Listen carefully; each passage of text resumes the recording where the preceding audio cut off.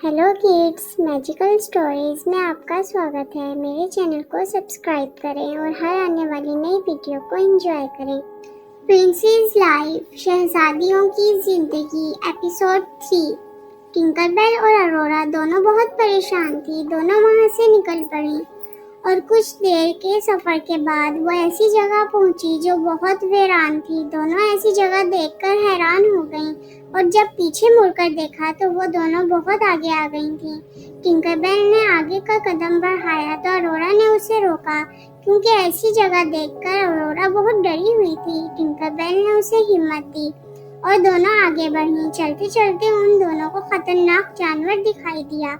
टिंकरबेल और अरोरा दोनों की हवाइयाँ उड़ गई थीं। उस जानवर ने टिंकरबेल पर हमला करना चाहा तो अरोरा ने उसके सर पर पास पड़ी हुई लकड़ी मारी, लेकिन उसे कोई फर्क नहीं पड़ा। टिंकरबेल और अरोरा दोनों चीखने चिल्लाने लगी। उस जानवर ने दोनों को पकड़ना चाहा तो सामने 8 खूबसूरत प्रिंसेस नजर आईं। अरोरा और टिंकरबेल दोनों समझ गई थी ये शहजादियां वही हैं जिनकी उन्हें तलाश थी।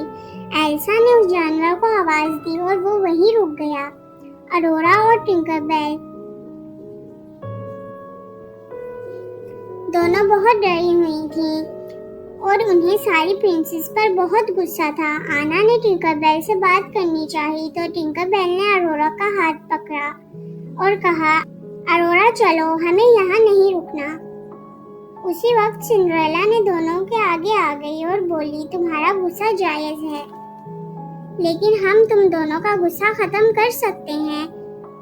हमारी बात तो सुन लो। टिंकरबेल और अरोरा दोनों उन्हें नखरे दिखा रही थीं, क्योंकि वो सब अपनी खुशी से गायब थीं।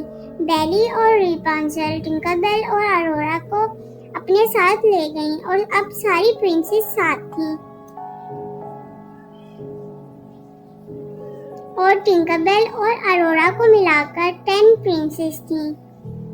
पर एक सवाल अभी भी टिंकरबेल और अरोरा के दिमाग में था कि आखिर ये सारी प्रिंसेस अपना शहर छोड़कर इस वीरान जगह पर क्या कर रही हैं और क्यों हैं।